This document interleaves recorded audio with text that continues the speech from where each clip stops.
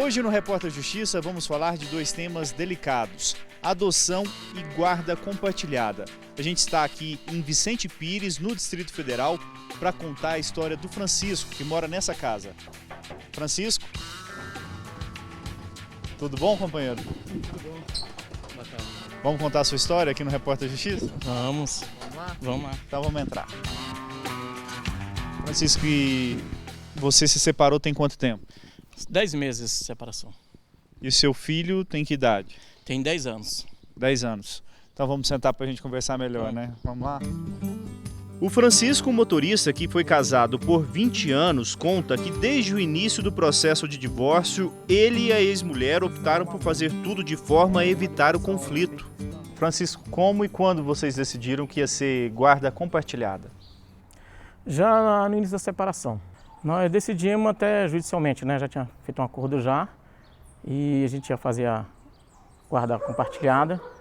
E aí nós decidimos. Ela ia ficar com o Pedro. O Pedro é muito ligado à mãe e tudo. E pela mãe cuidar mais dele, ter mais tempo ainda, né? Do que eu. Porque no meu trabalho, eu trabalho o dia todo. E ela não, ela já só trabalha meio período. Então ela tem mais tempo para cuidar dele. Então nós decidimos ela ficar com ele e eu, geralmente, cuidar dele. Pegar ele no final de semana e o feriado, né? Um final de semana comigo, um feriado com ela. As decisões sobre a criança são compartilhadas. Dividimos as decisões, tudo, né? E a gente tem sempre compartilhado qualquer coisa em questão dele. As despesas como que ficaram também? A despesa também eu pago a pensão, mas eu ajudo quando precisa alguma coisa, tal. O meu filho mesmo conversa comigo, já pede, tal, e eu vou lá e ajudo. Não só a pensão, procuro ajudar mais ainda. E você tem liberdade para ver seu filho? Você me contou que você pega ele aos finais de semana. Também feriados, vocês se revezam, mas você tem liberdade para vê-lo no meio da semana? Como que isso funciona? Tenho liberdade, a hora que eu quiser, de ligar para ele, ir lá, ver ele, pegar ele à noite lá, sair com ele, tenho toda a liberdade. Nós temos um bom relacionamento, questão disso aí. Realmente tem que ter compartilhado, acho que a gente tem que participar. Né? Não tendo compartilhado, acho que é assim, muito ruim, até pela criança mesmo em si. Sabe? Que a presença mesmo dos pais em si, tanto o pai como a mãe, é muito importante para a criança. Isso nós devemos focar muito nisso aí. Porque é uma criança que está desenvolvendo, crescendo, ela precisa ter até assim a orientação, né? E exemplo, praticamente, que é as atitudes do pai e da mãe junto com ele, mostrar todo o amor e carinho que ele tem. Francisco, e qual que é o segredo para ter uma boa convivência? Do ex-casal, né, divorciado e com filho na guarda compartilhada ali. Qual é o segredo? O segredo de tudo isso eu vejo o relacionamento, a comunicação, o amor. A melhor coisa é você realmente demonstrar o seu amor e comunicação. Acho que a comunicação é a coisa principal, que está junto, sempre conversando, sempre pegando informação. Eu sempre procuro saber dele, do colégio, como é que ele está, como é que está passando a situação. Ela me liga também quando tem dificuldade, que ele está com problema no colégio, ela me liga. Então isso aí é muito importante, né? A comunicação entre os dois, um bom relacionamento. A Lei 13.058 trata da aplicação da guarda compartilhada. A legislação dá a possibilidade de maior participação de ambos os pais da criança. Guarda compartilhada só era quando os pais já pediam para que fosse formalizado assim. Porque qualquer acordo que se faça extrajudicialmente em matéria de criança e adolescente é necessário que haja uma manifestação do Ministério Público e uma decisão judicial que chancele esse acordo. O texto da lei trouxe inovações importantes. Dispõe sobre o significado da expressão guarda compartilhada e a divisão igual de tempo de convívio dos filhos com pai e mãe, independentemente de quem detém a guarda oficial. O Repórter Justiça também conversou sobre guarda compartilhada com o advogado Rodrigo Barros.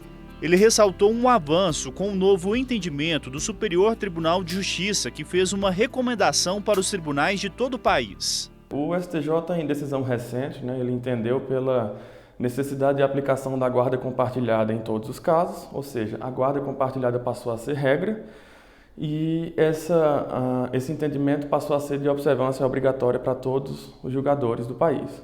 Então, por meio de uma decisão recente, onde eles analisaram um caso concreto eles entenderam que, ainda que exista um grau de animosidade entre os pais, a guarda deve ser compartilhada. Por quê? Quem se separa ou quem litiga são os pais. Então você não perde a qualidade de filho porque o casal perdeu a qualidade de cônjuge. O especialista explica que essa recomendação foi importante para unificar as decisões do judiciário. Muito embora já existisse a lei específica do tema e os entendimentos também, os magistrados eles tinham uma dificuldade grande de aplicar a guarda compartilhada, sobretudo pelo alto grau de litígio entre os cônjuges, né? Então, o STJ evoluiu, né? E recomenda hoje que seja assim, aplicada a guarda compartilhada como regra e não como exceção. Na Bahia, vamos conhecer a história de um pai que teve dificuldades de convivência com o filho. A relação de pai e filho, que hoje é forte, não foi assim na infância. Eu acho que essa coisa da guarda ser só com minha mãe, acabava que quando eu ficava com meu pai, eu sentia que ele não tinha tanta autoridade sobre mim. E é como se ele ficasse só com a parte do lazer. Foi uma época muito difícil, porque eu visitava ele pequenininho, de 15 em 15 dias, e nem sempre era possível, né, ajustar a questão de horários. Então eu percebi ao longo daquela fase, daqueles anos, que era muito insuficiente, né, o tempo de convivência que eu tinha com ele. E essas situações são comuns. O Eduardo, pai da Maria Eduarda, pediu na justiça a formalização da guarda compartilhada e disse que não há por que considerar o pai apenas um visitante do próprio filho. Eu sou um visitante do meu próprio filho. A cada 15 dias se torna precária a relação entre filho e pai. E aí não traz efetividade a essa função paterna e mesmo a criança ela não vai se sentir plena tendo um vínculo afetivo realmente consistente com o seu próprio pai. E depois esse pai no futuro ele vai ser cobrado por um abandono afetivo. Por quê? Ele vai se desenvolver em outra família, ele vai talvez construir, criar outros filhos e aquele filho ele vai ser excluído da vida dele. E isso veio da exclusão por implementar um sistema extremamente perverso e severo como o sistema anterior.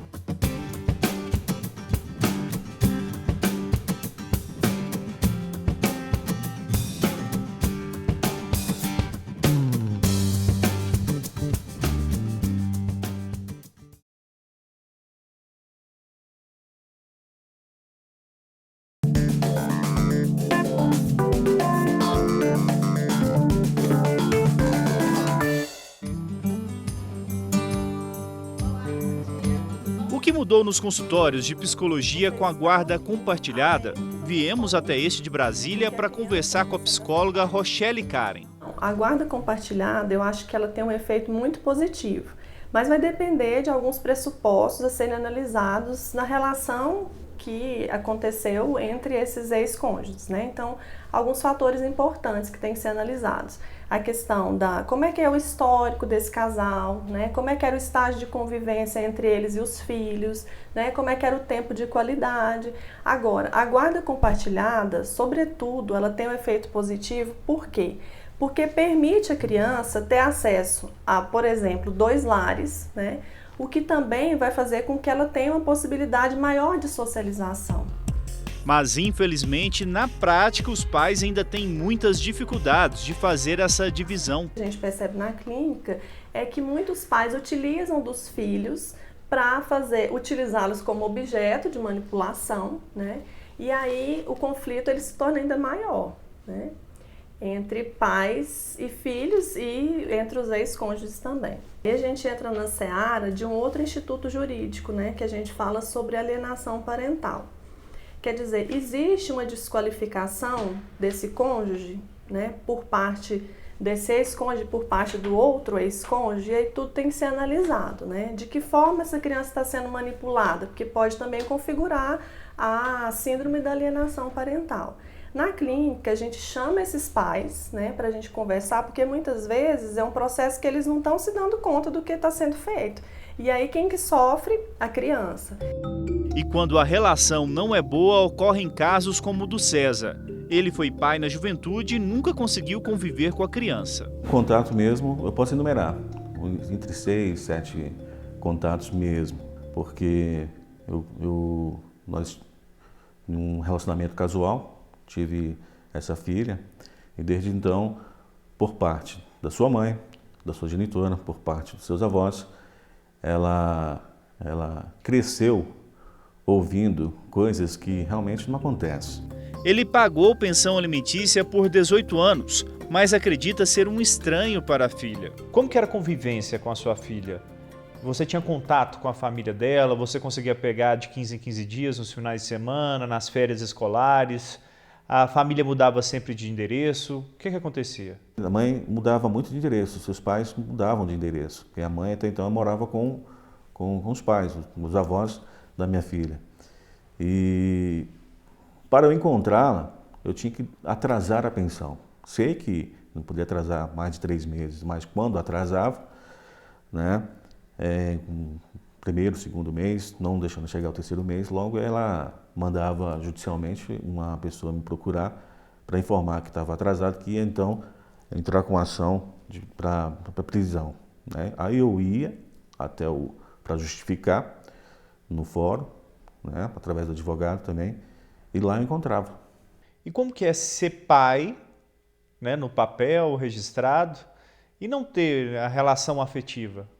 Fica vago, né? Uma coisa assim, parece que é uma coisa que falta. E ser pai só pelo computador? O Cláudio autorizou a filha Isabela a ir morar com a mãe nos Estados Unidos. O combinado era a criança passar as férias no Brasil. O problema é que o acordo nunca foi cumprido. Conversamos muitas vezes pelo Skype, mas era isso num tom de 2 vezes por mês, 3 vezes por mês. E depois isso foi diminuindo. Já no ano de 2012, manteve-se e a mãe dela tinha um acordo em que ela viria 2 vezes por ano para o Brasil. O acordo rezava que ela vinha nas férias de verão e inverno. Só que isso nunca aconteceu. A distância acabou tornando pequeno o contato entre pai e filha. É uma frieza por conta da distância, né? Se tivesse mais contato, e se eu tivesse havendo, né? Se ela tivesse mais contato comigo, com certeza teria diferença.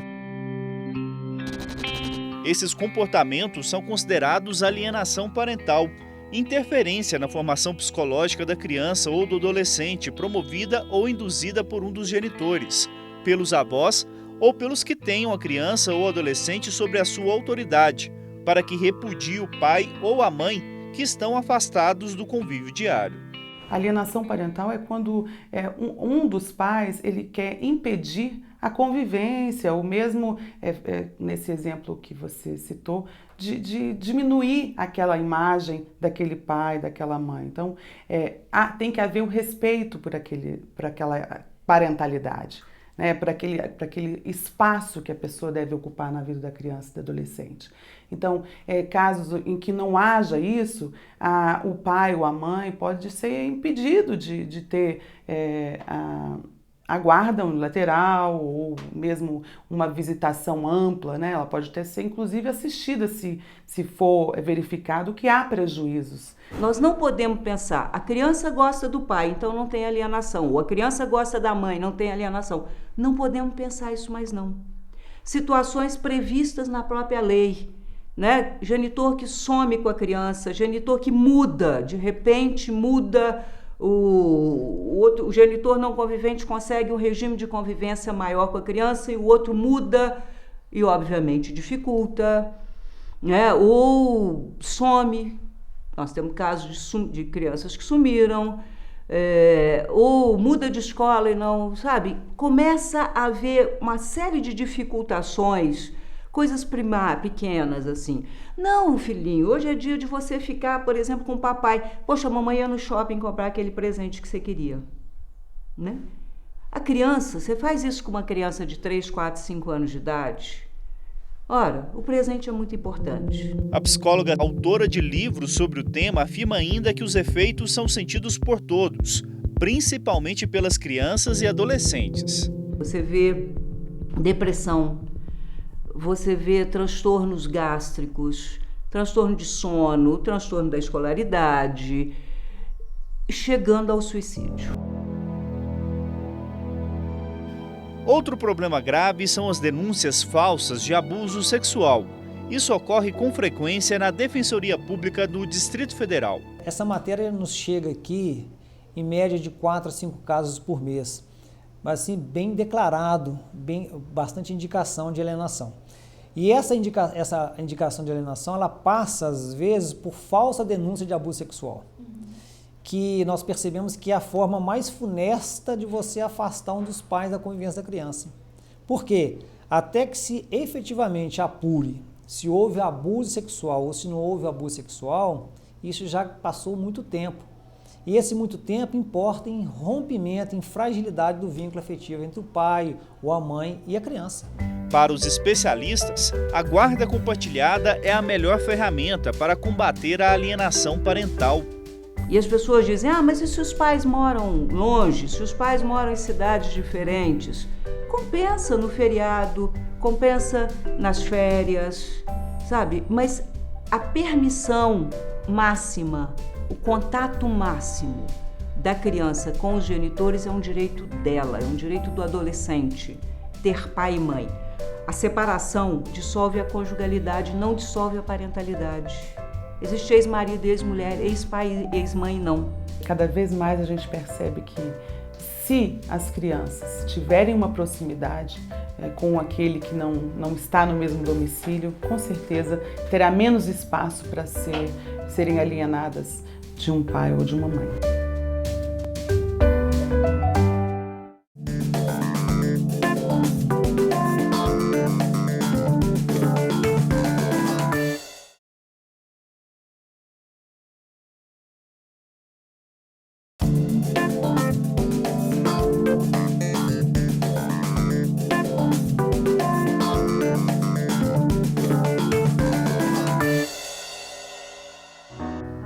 Agora, no último bloco, vamos falar sobre adoção. Primeiro, vamos conhecer a casa da Edith e do Júnior.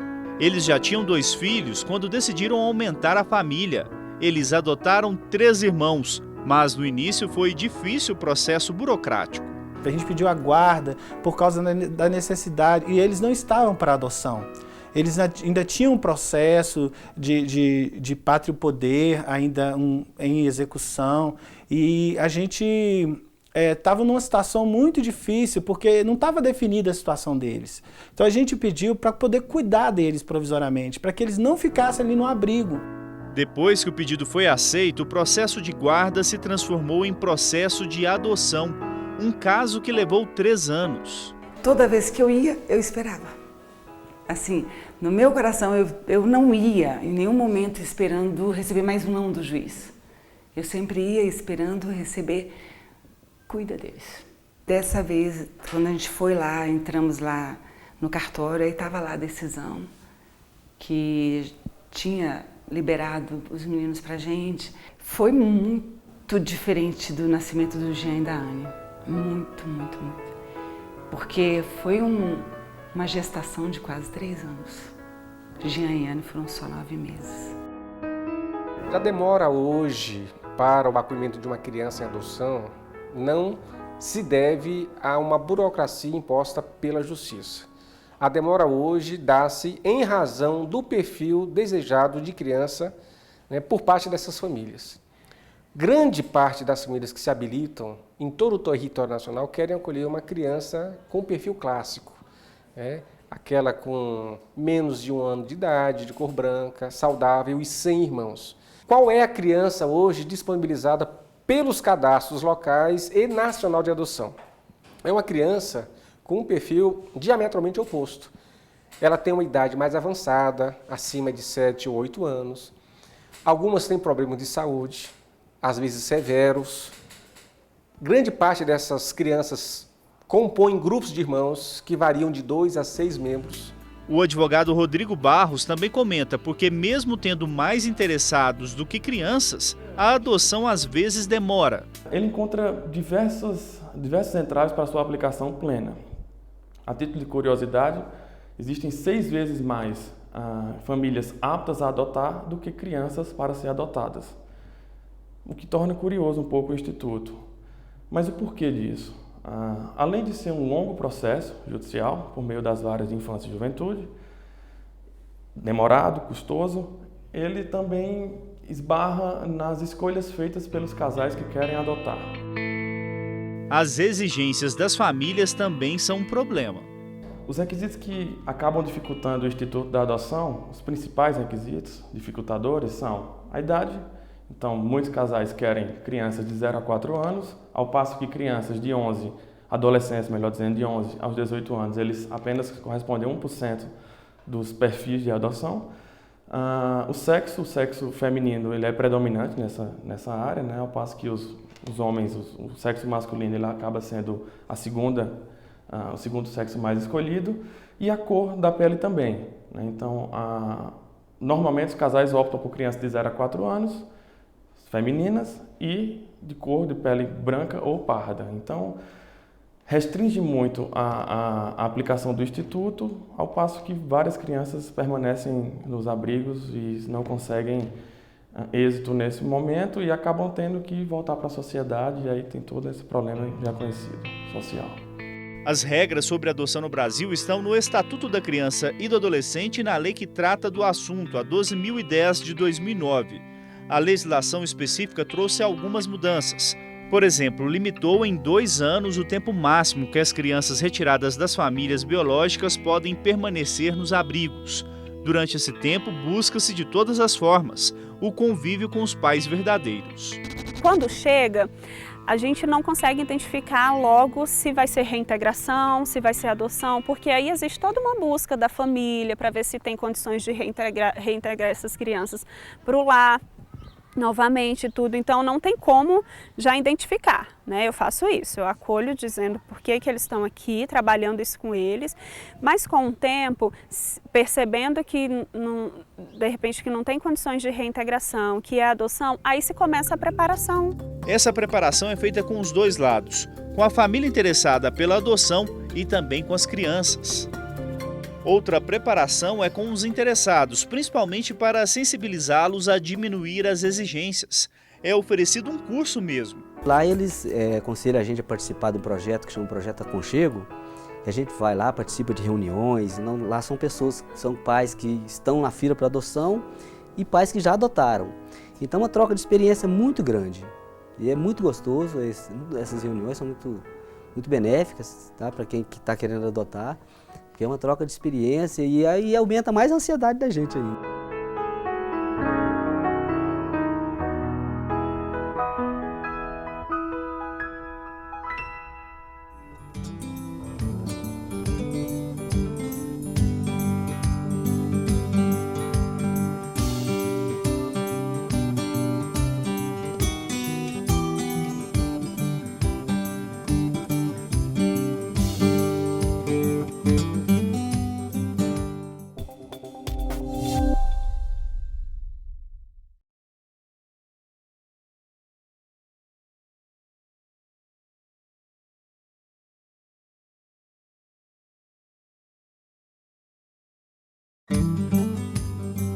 Dividimos as decisões, tudo, né?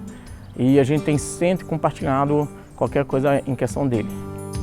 A guarda compartilhada, eu acho que ela tem um efeito muito positivo, mas vai depender de alguns pressupostos a serem analisados na relação que aconteceu entre esses ex-cônjuges. Existe ex-marido, ex-mulher, ex-pai e ex-mãe, não.